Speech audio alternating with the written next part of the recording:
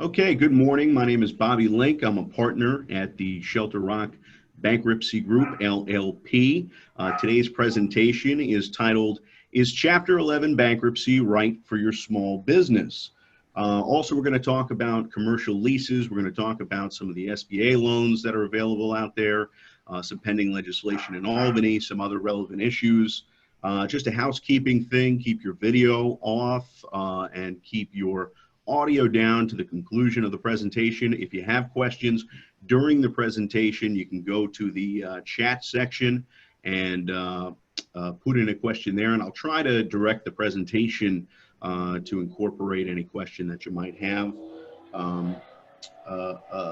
One thing I think that is the goal for today's presentation is a lot of times bankruptcy is filed out of desperation because there's an eviction pending, because there's a foreclosure pending. And what today's presentation is about is starting to think about these things early on so that there's a strategy that you can work with your financial professionals and your lawyers to build a strategy to take advantage of the Chapter 11 process or any other available options that might be out there. So let me introduce you to the team.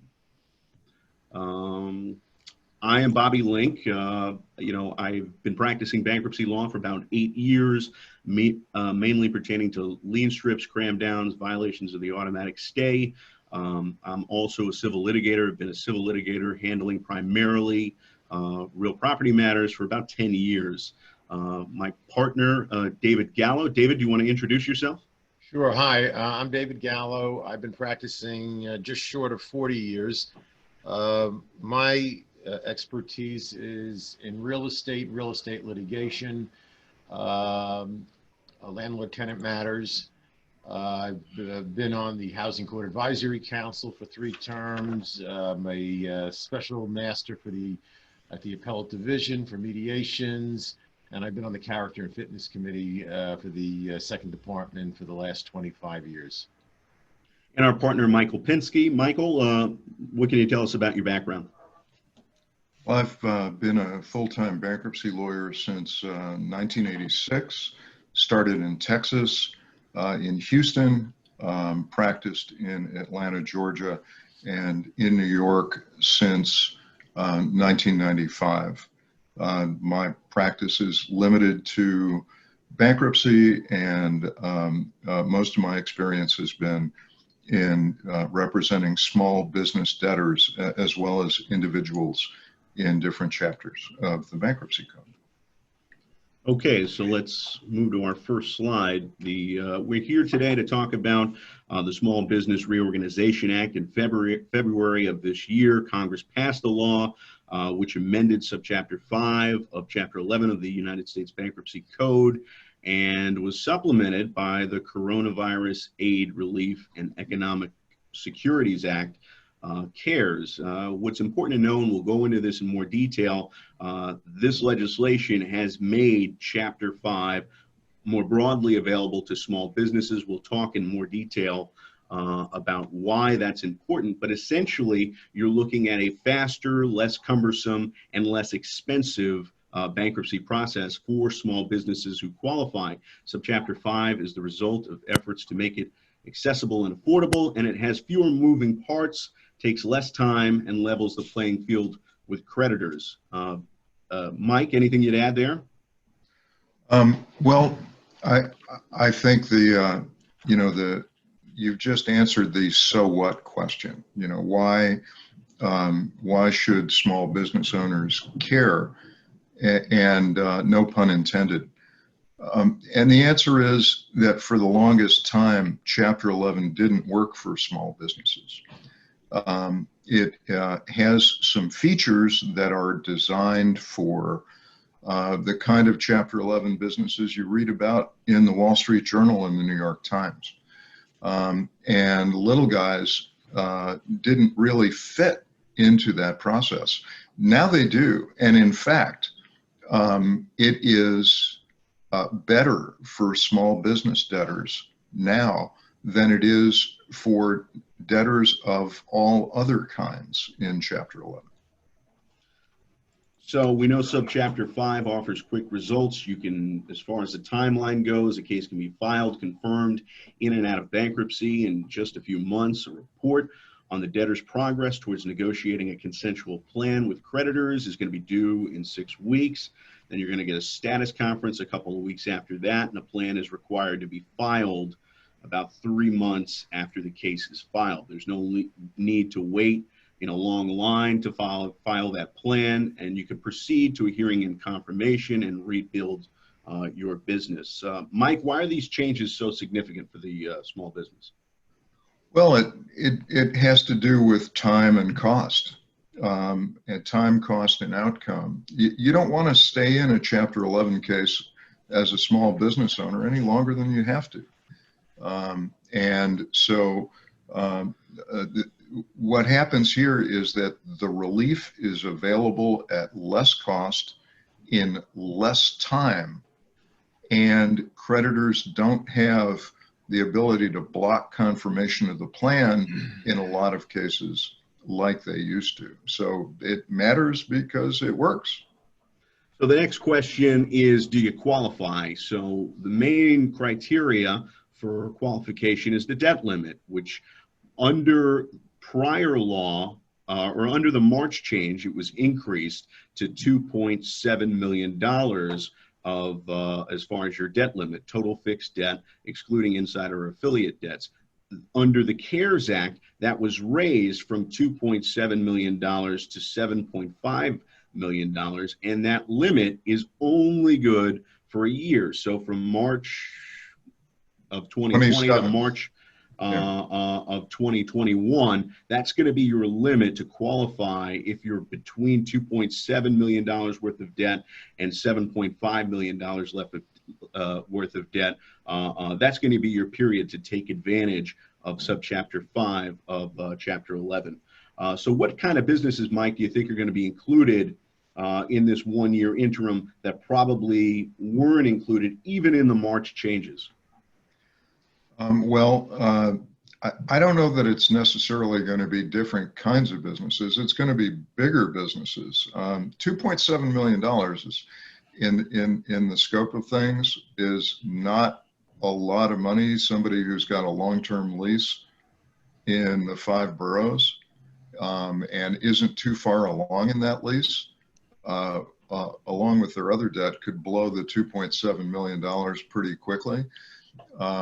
The people who are arguing for this wanted it to be somewhere between 10 and 15 million, but $7.5 million is going to let a lot more people through the door. And we don't know if the sunset provision here is actually going to take place, but I wouldn't want to bet that it's going to be extended. And it's just, you know, a beneficial coincidence that this came down the pike at the same time as the coronavirus pandemic. So while people are trying to figure out, what do I do next? Is my PPP loan going to get funded? What's going to happen with foot traffic at my business? How am I going to deal with the vendor debt that I've got and satisfying the landlord and the bank? The answer is, in this short term from March 27th forward for a year, this is how you deal with it. And at the bottom of the slide, Bobby, we should point out that at least half of that $7.5 million has to come from business activities and not the personal debt of the owner of the business. Okay. Yeah, I think that's an important point too. So who's running the business during the bankruptcy? I think that's the next question that you're that's really going to be relevant for the small business. And one of the great things about Chapter 11 bankruptcy is that the debtor remains in possession of the business. Upon filing of the petition, the debtor becomes a debtor in possession. The term refers to the fact that the Chapter 11 debtor retains title to the property, retains its property, continues to operate the business, continues to make payroll decisions. For all intents and purposes, the small business manager remains the maestro. Mike, anything you'd add to that? Just what the overall impact of this is for our clients. When you file a Chapter 11 case and you become the debtor in possession, the unsecured debt that you had to pay according to its terms when the case was filed, you know, your vendor debt, your supplier debt, you can't pay that until your plan is confirmed. And so that drag on your cash flow is gone. Any pre-bankruptcy collection activity, evictions, foreclosures, the enforcement of a judgment through a bank restraint and a garnishment of your bank account, all of that stuff stops. And so when you're in this position, all of a sudden you have this big breathing room, and it's not just a temporary respite. You actually have a real opportunity to restructure your debt. Okay, so now that I know that I have the ability to restructure my debt, I know that I'll be making payroll decisions. The next question is, how do I file Chapter 11 bankruptcy? And like we said at the earlier part of the program, you actually want to prepare for your Chapter 11 bankruptcy, and you want to utilize as strong a strategy as you can to get you through that and moving into 2021 with a real plan for a robust, healthy financial year. Your professionals should be familiar with your business, its assets, liabilities, past and future cash flows, challenges for the business, both in the short term and in the long term. And if your case is not being filed at the last minute to avoid a foreclosure, the direction of the case should be understood before it's filed, and prepare the finance of the case, negotiate with the creditors, and file a Chapter 11 plan or of reorganization. Michael, anything you'd add there? Sure.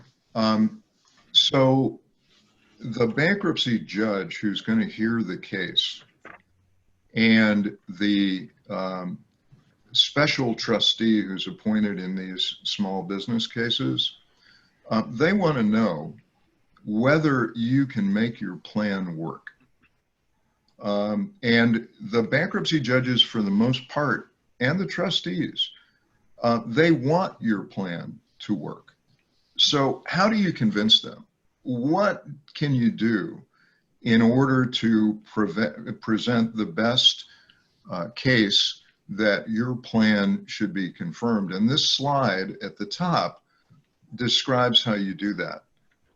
You don't want to blunder into a Chapter 11 case.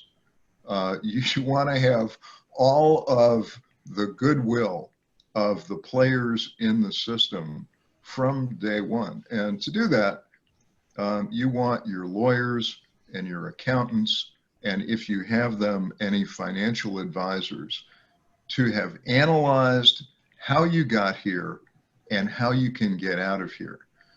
We need to know how your business works, what's not working and how to fix it, what has been the historical performance of the business, what have your cash flows look like, what sections of your business aren't working, and how do we get you out of this process? So that look at what's not right with the business and how we can fix it is critical. So here's an overview of your Chapter 11 bankruptcy process, very broad, big picture overview. First, you have your first day orders. The debtor seeks interim and final bankruptcy court approval to use cash collateral or approval for financing so that they can maintain the payroll and pay vendors. Then you have your debtor meeting with creditors, and that's scheduled with the U.S. trustee. And there's an interview to discuss with the debtor their responsibilities as a debtor in possession. That interview is followed by what's called the 341 meeting, in which the U.S. trustee interrogates the debtor RE with respect to business management. Your Chapter 11 plan is going to be promptly filed, and that's going to be the key in a small business restructuring plan. The plan is a proposal to restructure debts and permit the debtor to emerge from the bankruptcy with pre-bankruptcy debts exchange for obligations under the plan. Mike, anything you'd add there? Sure. So you're in a bankruptcy case. What does that mean? Well, it means that as a debtor in possession, you're a fiduciary. And in order to fulfill your fiduciary obligations, you have to operate the business consistent with the bankruptcy code and the bankruptcy rules. One of those rules is you are not supposed to pay pre-petition debts after you file your case, but you got payroll. And you may have a vendor who's the only source of supply for your business. So you get in front of the bankruptcy judge and you address those issues on the very first day after the case is filed and get orders in place that allow you to continue to operate your business without interruption. So we want this to be a really smooth transition for you. During the case, you're going to be working with the representative of creditors, the trustee, and you're going to be filing reports of your operations. So as part of your fiduciary obligation to the court, you want to make sure that you're hitting your marks when they're due. File those motions on the first day, get your first day orders allowing you to keep operating the business without interruption. Be prepared for the meeting with the U.S. trustee and start negotiating with your creditors right off the bat. You've got, Bobby, you mentioned that six-week status report. That's a meaningful deadline. You want to see if you can get your unsecured creditors, your trade debt, to agree how they're going to be repaid and how much. I think now we're past this slide. Yeah, I mean, I think we talked about the first day orders. Those are allowing you to continue managing your business in the interim so that you can have the uninterrupted payment of employees. And then now you want to talk about your paths to confirmation. The bankruptcy court will negotiate consensual plans according to its terms. A subchapter 5 trustee will be appointed by the government to assist in those negotiations. The other path is that the bankruptcy court is going to cram down a non-consensual plan over creditor objection. Mike, what does that mean? Well, if we can back up just one step, I left something out. Let's leave this screen up, Bobby. Financing during the bankruptcy case is critical. And for most debtors, if they're not already on COD from their vendors, they're going to get there pretty quickly. So how do you pay your bills while you're in Chapter 11? If you're lucky enough to have a lender who's got a lien on your inventory and receivables before you file, and they'll work with you to fund the operation of the business after you file, that's the answer to that question. And if not, you can still use what's called cash collateral, which is to say the proceeds from what they have a lien on that you sell to generate your revenue. So you've taken care of the first day orders, you've gone to the meetings, you've got your temporary bankruptcy financing, one of those two kinds, in place. What's next? And the answer is you want to get out of there as soon as you can. The thing that gets you out of there is a plan of reorganization. And in these subchapter 5 cases, it's really slimmed down from a full-blown Chapter 11 case. So you can get there by negotiation, and if you can't get there by negotiation, you can get there by court order. And there are some things that you have to do to meet the quote cram down unquote standard. I think those are on the next slide. Well, Mike, but before we get there necessarily, I just want to ask you now, in the Eastern District, what I've been seeing is Most of the appearances are being handled via telephone. The courts are open as opposed to the state courts, where state courts are closed right now. But they've been liberally granting adjournments. A lot of the judges, particularly in the Eastern District, they're actually granting motions without hearings at all if they're unopposed. What kind of things are you seeing, Mike? Well, I have one of the first subchapter 5, chapter 11 cases in the Southern District. And I just filed a plan several days ago. The case is about 2.5 months old. It was filed on February 20th, and we think we're going to get to confirmation on June 16th. The courts in the Southern District are handling motions and hearings that don't involve disputes and evidence by telephone. And they're trying to work out what they do when they do have trials or evidentiary hearings, which I presume are going to be through Zoom or some product like that. But the short answer is things are moving along pretty much the way that they moved along before, with the exception of trials where people are introducing evidence. Right. Okay, so now we're going to go back to our requirements for non-consensual plans. Your requirements: the treatment of the secured creditor must be what's called fair and equitable. That is the standard Chapter 11 requirement, and the plan must commit to the debtor's projected disposable income to fund distributions to the unsecured creditors, which includes trade debt, under the plan for a period of 3 years or a longer period up to 5 years as the court allows. Mike, what do you see as far as that? So the first part of the slide, dealing with secured creditors, that's the same thing in these new small business cases as it is in General Motors and American Airlines.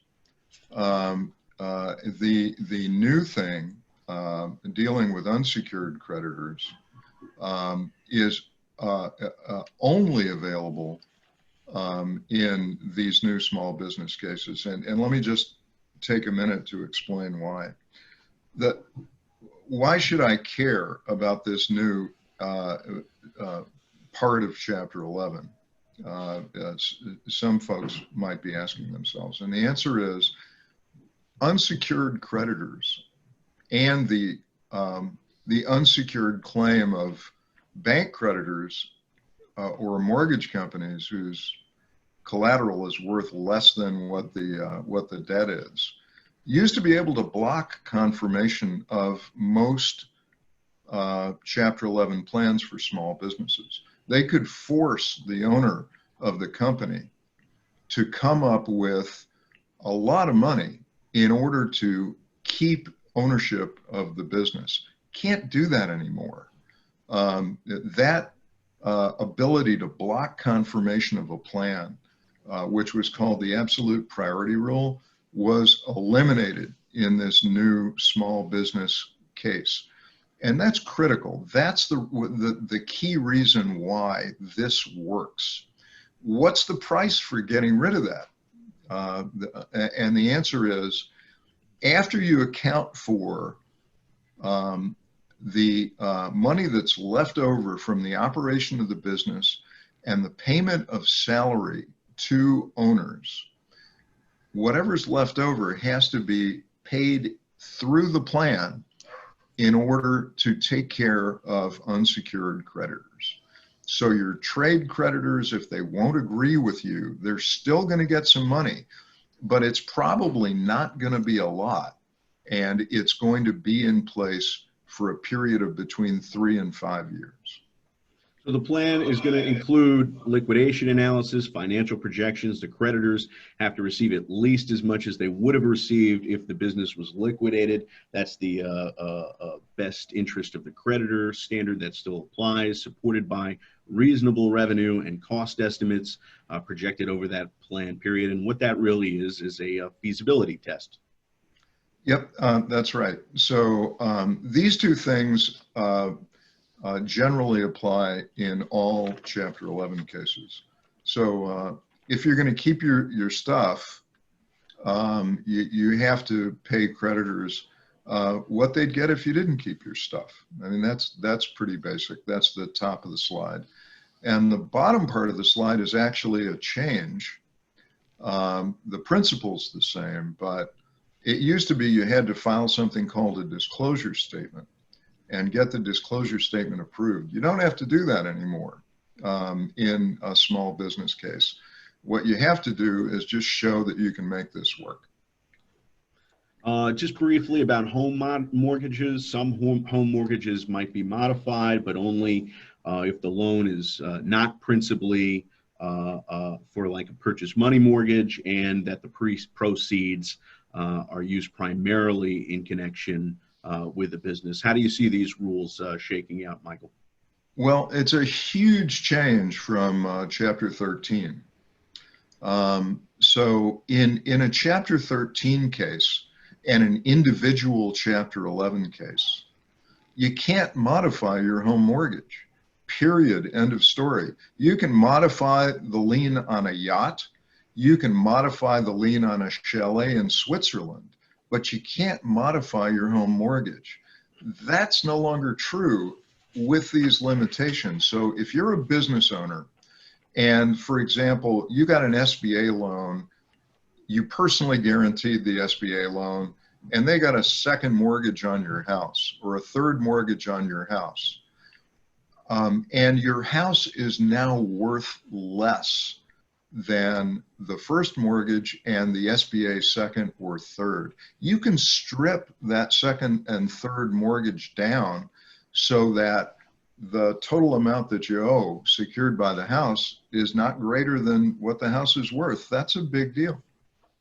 All right, I want to turn to the commercial leases portion of the program, and importantly, the lease in a Chapter 11 bankruptcy, you're going to get a 60-day reprieve from payment, but you can't force the landlord to modify a lease in a commercial bankruptcy. Defaults can be cured within a reasonable time, and the lease may be rejected. The tenant actually goes forward and rejects the terms of the lease, and if the lessor, the landlord, plays ball, there can be a negotiation. Michael, how do you see that shaking out? Well, I'm going to defer in large part to David on this, but the basic mechanism in Chapter 11 for dealing with commercial leases is that if there's a default in the lease when you go into bankruptcy, you have to do three things to hold on to it. One is you have to cure the default within a reasonable time. Second thing is you have to compensate the landlord for whatever costs the landlord incurred as the result of the default. And then you've got to provide assurance that you can perform in the future. The benefit to the tenant is you've got time to do that. You have a reasonable time. And in this environment, and again, I want to defer to David on this, I think a lot of these issues are going to be negotiated out in the 11. So rather than having debtors and creditors, fighting it out in front of the bankruptcy judge, I think you're going to see the same kind of resolutions in the 11 that you're seeing outside. David, what kind of resolutions are you seeing when landlords are reaching out to tenants or tenants are reaching out to landlords right now with respect to the current economic situation? Sure. Well,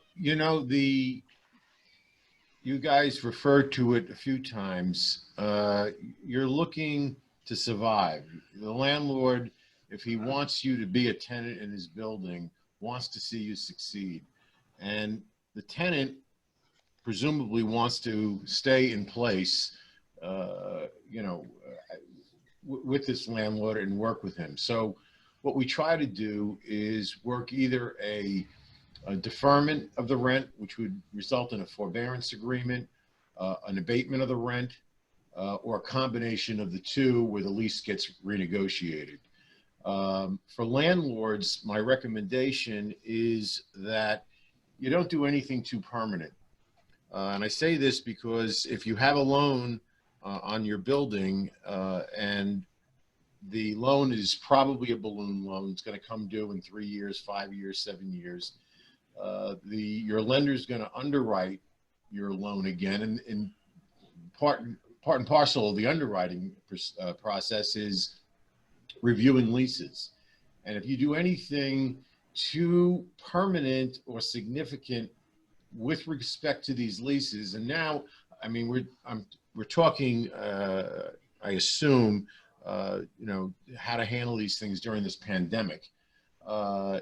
If you do anything too radical, you may cost yourself the ability to not be able to renegotiate a mortgage modification or refinance. So always look at the mortgage. You don't want to inadvertently trigger a default on your mortgage by radically changing a lease. The next thing you're going to look at is the lease. I mean, the lease is the document. That's the contract that you entered into with the landlord. There may be lease provisions which are going to specifically deal with remedies when you're, as a tenant, you're having an issue.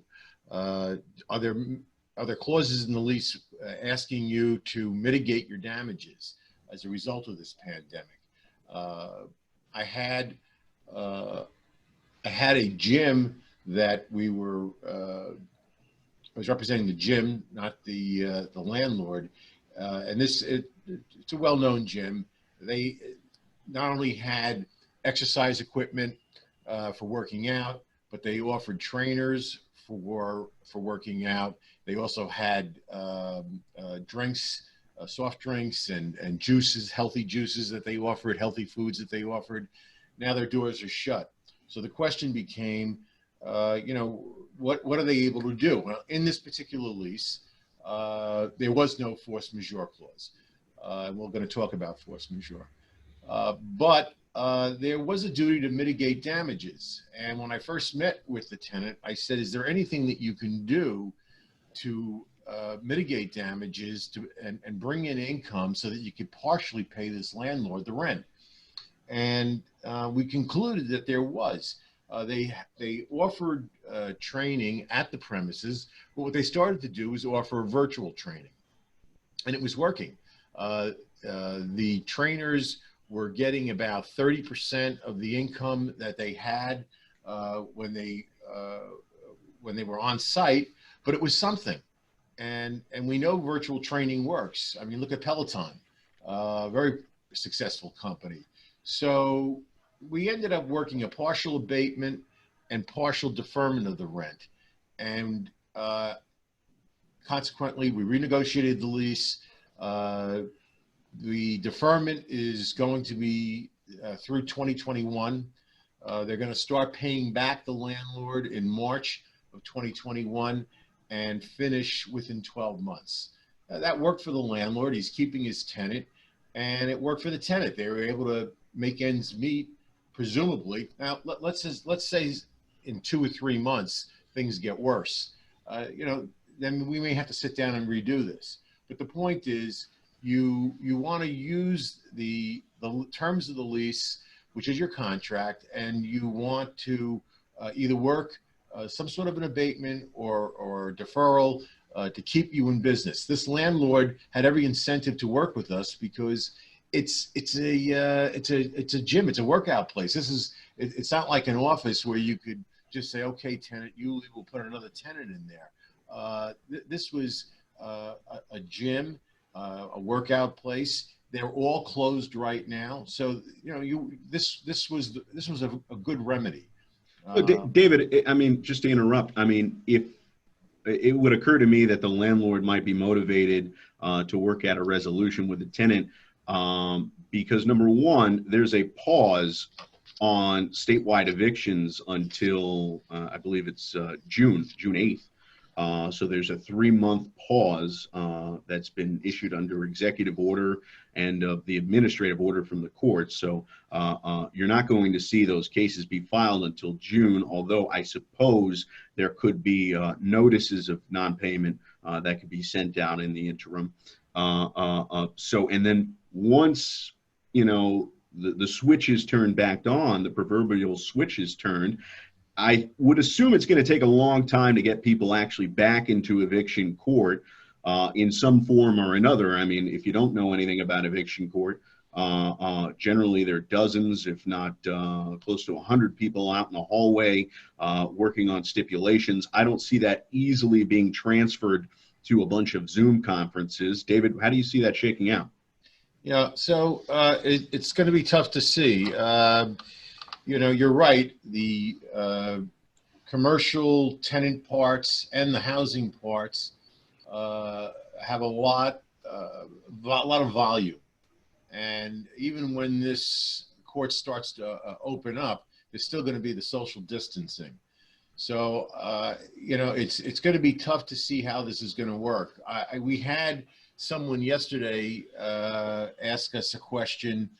You know, his particular lease is up, and he sold scuba equipment and things like that. So he's in his season right now. He says, my lease is up.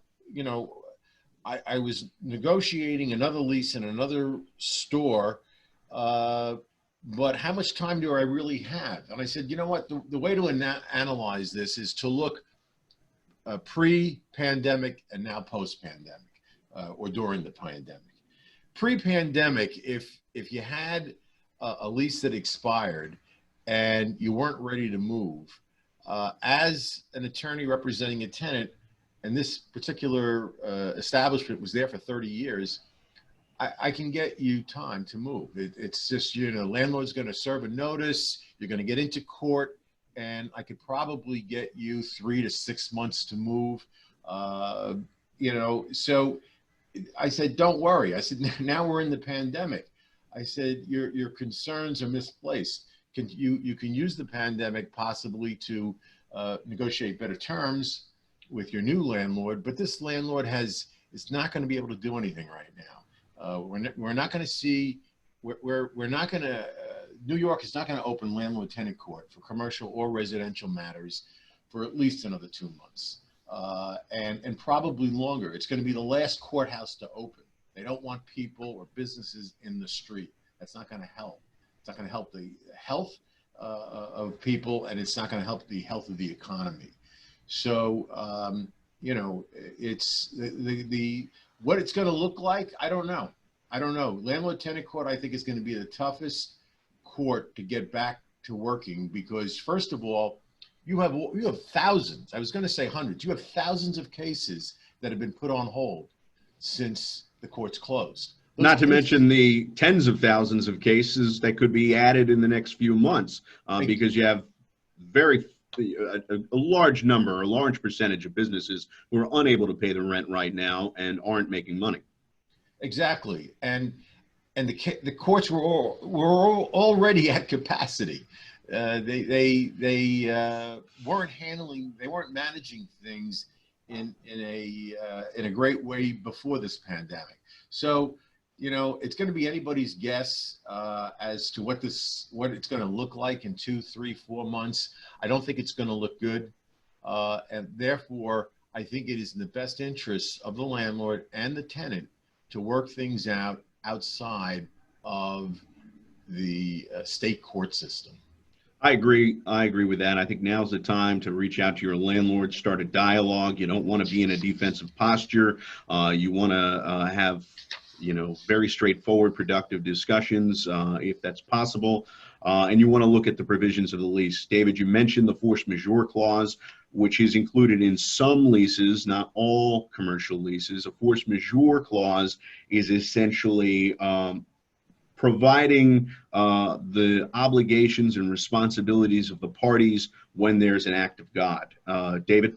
Well, yeah, it excuses a party's non-performance under a contract, in this instance, a lease, when there are present unforeseen extraordinary events, which in fact prevent a party from performing its obligations under the contract. I've seen force majeure clauses that are 2 sentences long, and I've seen some that are 3 pages long. So, you know, the first thing that people say to me is, oh, force majeure, I can get out of this. I say, no, no, no. It's not that easy. A broad force majeure clause in New York is not a good clause for a landlord. The courts strictly construe the clauses. If it's in there, it was anticipated, it was discussed, it was negotiated, okay. If it's not in there, then they're not going to stretch it to put it in there.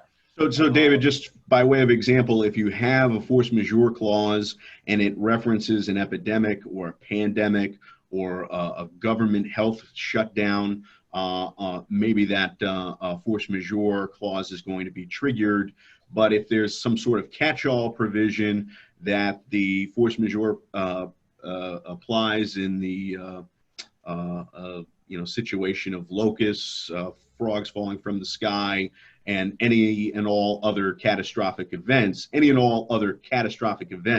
will not include the present circumstances. That's correct. You've said it exactly right.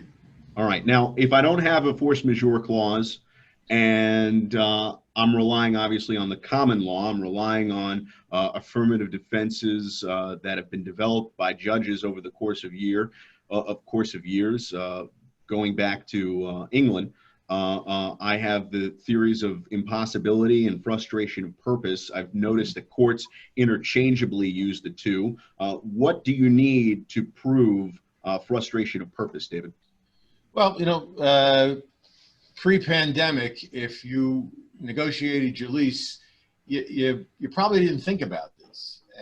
Otherwise, you might have done, put a clause in the lease handling this. Post-pandemic, you have thought of it, you've gone through it, and you better address it.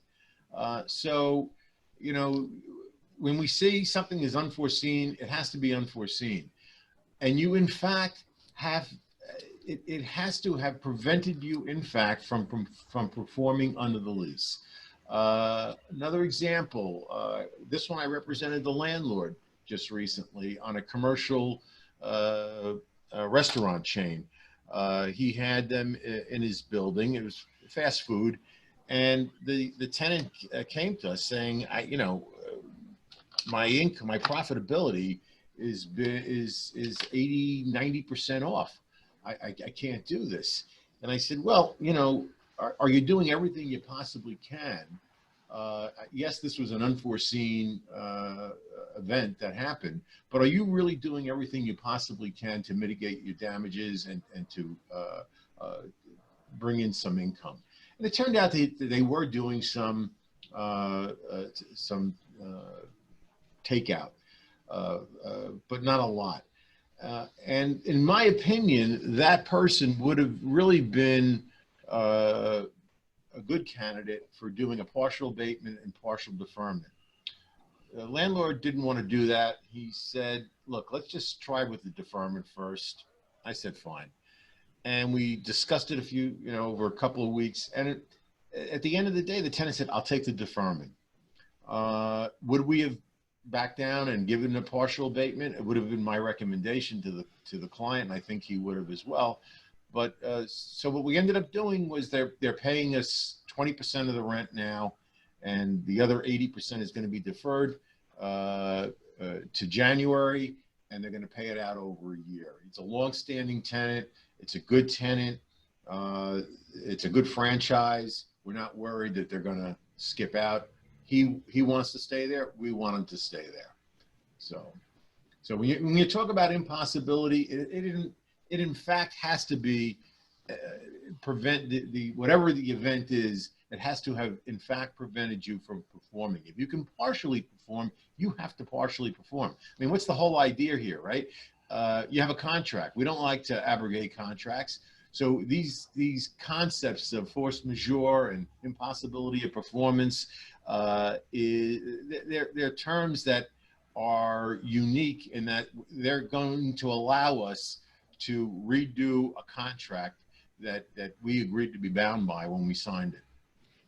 David, the other element of that common law analysis is they also want to see, the court would also want the moving party to establish that the event itself was unforeseeable. And I think we kind of take it for a given that COVID-19 was an unforeseeable event. You obviously see the president, the governor, various elected officials say that this was unforeseeable. I think a landlord attorney would make the argument that, you know, we had SARS, we had MERS, we had Ebola, we've had the H1N1, these various pandemics, epidemics over the course of the last couple decades. How is this not foreseeable? My position on that is I think most judges would say, you know, the scope of this certainly was unforeseeable. Impossibility and frustration of purpose is a question that we should look at. But David, I'm interested in your thoughts. Yeah, well, you know, so I agree with you, Bobby. If it doesn't apply here, I don't know where it's going to apply. You know, we're waiting for the frogs and locusts. Yeah, that would be the only. We've never had the country shut down like this. I mean, this has never happened. And you have had the president self-proclaim that this was unforeseeable. I have a feeling you're going to see bills sponsored in New York declaring this an unforeseen event, which I think is going to change a lot of things, especially for insurance companies. You know, you're gonna put a business interruption insurance claim in. Is this really business interruption? Was there really damage done to the business, physical damage? But I think at the end of the day, the depth of this calamity and what we've had to do to contain it is going to it's going to create havoc on the country's debt. But it's I think that at the end of the day, they're going to say that this was an unforeseen event, and contracts are going to be renegotiated. All right. If I can give you one other example, it came to mind just now. Again, people think I'm just going to say force majeure, and I'm out of this. You know, I represented a dance studio, still representing them, and they have two different situations. They have a studio in one location where they've been established for a long time, and they have a great clientele. And then they have a brand new location, which is where we're having the issue, in another area. They only opened up in October. And the landlord in the established location is working with us perfectly. They know they have, and they are also trying to mitigate damages. They're doing dance lessons virtually. And they're able to do that because a lot of their students have been clients of theirs for many years, and they're devoted to them, and they are pretty good dancers. And so it's possible to get an established clientele that still wants to learn how to dance to do it virtually. And they're paying pretty much the same amount, which is pretty good. On the other hand, the other location, so in the one location, we're basically doing a very little abatement, and we're doing a significant deferment, and they're okay with it. They're okay with it. The deferment's going to be to next year. They still have plenty of years left in the lease. It's all good, and it's a great franchise dance studio as well. But the one in the other location, the landlord's giving us a very hard time. Doesn't want to abate any rent, and they really they're not able to do the virtual lessons because they don't have a clientele established yet. You know, so. So you have the same type of business, okay, both dance studios with two different factual situations that have to be analyzed and handled. And I only bring that up because there's not necessarily one size fits all.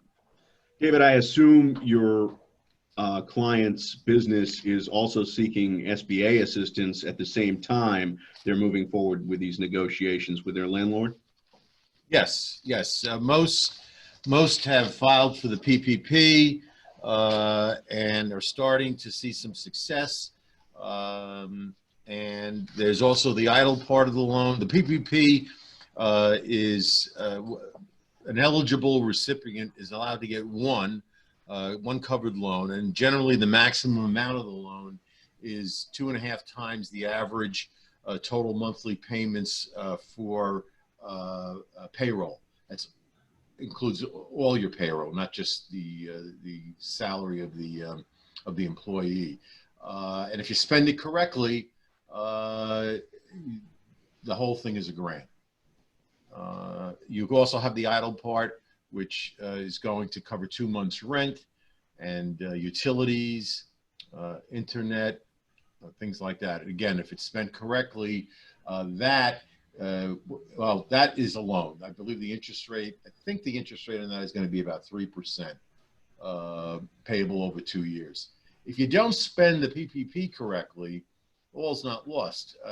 It turns into the part that you didn't spend correctly becomes a loan at 1% interest. And it's payable over 2 years, and I believe the first 6 months is a forbearance. So it's a pretty good loan. Mike, how are you seeing, well, I mean, obviously you're not seeing PPP and these SBA offerings being dealt with in the bankruptcy as of yet. I mean, this is all pretty new stuff. Businesses are in a wait and see position to see whether or not they're going to get those PPP funds. But let's say the business receives the PPP. Does that prohibit a bankruptcy filing? I'm glad you asked. There's actually a case down in Houston, Texas, which addresses part of that question. So it involved a company that was already in a Chapter 11 case. They applied for a PPP loan, and because there's a question on the application from the SBA that asks if there is a bankruptcy pending, the application was denied, and the judge issued a temporary restraining order, said that that requirement wasn't in the statute, and that the SBA should process the application regardless of the fact that the company was in a bankruptcy case. So, the interesting thing from his opinion is he said this isn't a loan, really. If you spend the money correctly, it's a support payment. So it's not clear how that's going to work out. That's just a TRO. There hasn't been a hearing on a preliminary injunction. So, the issue's just been joined. But, we have at least one judge saying it doesn't matter that you filed a bankruptcy case. You should still be able to apply for this money. So I think it's interesting, Mike, because when you think about it too, there are people that are going to be getting these grants, loans. If they spend it correctly, it's a grant. Otherwise, it's a 1% loan. They're going to be thousands of people, I would imagine, that are going to be getting these PPPs 6 months down the line are going to be filing for bankruptcy, right? I mean, that's... Yes, that's right. And, ordinarily, if you're borrowing money and, on an unsecured basis, and you turn around and file a bankruptcy case, you get hit with a complaint that the loan should be non-dischargeable because if you didn't intend to pay it back when you borrowed the money. I don't see any bankruptcy judge in the country buying that argument with a PPP loan/grant. As long as the applicant is trying to, survive and keep their business alive, the fact that you file bankruptcy isn't going to result in that loan, if it's not satisfied, surviving the bankruptcy case. So I think this should be bankruptcy neutral based on how bankruptcy judges approach this. We only have a couple minutes left. I think one other important point I wanted to make is you're not really looking at any of these issues, whether it be the Chapter 11 bankruptcy, whether it be the lease negotiation, whether it be your PPP application. in a vacuum. You're looking at everything that's available, and you're trying to develop a strategy now for getting through the rest of this year and having a successful 2021. The other thing, David mentioned it a little while ago, insurance claims. You want to check with the provisions of any business insurance that you have. Right now, I believe most insurance companies are accepting the claims and not making determinations on those claims about whether or not they apply to the present circumstances. There is legislation in Albany. I was reviewing it a couple of days ago in response to a client question, where they're defining as covered under certain provisions of an insurance contract, this coronavirus pandemic. So we're going to see how that shakes out. The other issues, I would say, you want to keep track of pending legislation in Albany. There's something like 72 pieces of legislation. And my friends up in Albany have told me the bill drafting department is only open one day a week, and yet there's over 70 bills pertaining to coronavirus in some way or another that are already pending and have been drafted and have been assigned a number and are going to committees. So there's a lot of activity now, and we're going to see what laws kind of get passed. But right now, just to give you a little flavor, Senate Bill 8125 basically gives you a 90-day rent holiday. You don't have to pay your rent for 3 months. In fact, the drafter of the bill was so wise to say that if you have a mortgage and your tenant can't pay, you don't have to pay your mortgage. So that's, interesting. Certainly they're pushing that discussion forward in Albany, and there's a lot of advocates for canceling rent, but I don't see that heading towards passage. I don't see that being seriously considered. I don't think it's constitutional. There are other bills that take a little bit more creative of an approach. I also don't think they're going to pass. One of them caught my eye. That was Senate Bill 8139, which says that you're reducing the contractual rent to the actual rent payment, or 30% of your income for your business, whichever is less. And then if you go to landlord-tenant court on a non-payment proceeding, the court in camera is going to study those financials and determine if your withholding of rent was proper or not. But there's, when I wrote this PowerPoint 2 weeks ago or a week and a half ago, there were 50 proposed laws. It's now up to like 79 or 70 something proposed laws. I'm sure if I check back next week, there'll be over 100. David, anything, or Michael, anything you wanted to add to that? Well, to the extent that there's going to be legislation that could pass constitutional muster and is going to affect the rights of parties to a contract, be it a lease or a mortgage, I think that's going to have to be federal, and it's going to have to be under the bankruptcy power. And I haven't heard of anything like that coming down the pike. All right, so that's the conclusion of our presentation. I want to have some time for any questions. Anyone's on the line and wants to ask a question, I'll check the chat and review the chat for questions, or if you want to open up your video and ask a question, you're certainly welcome to. You can reach me at Blink, B-L-I-N-K, at shelterrockbankruptcy.com, Blink at shelterrockbankruptcy.com, or you can go to our website, www.shelterrockbankruptcy.com, and you can fill in the form right there, and that'll transmit a message to us, and we'll get back to you right away to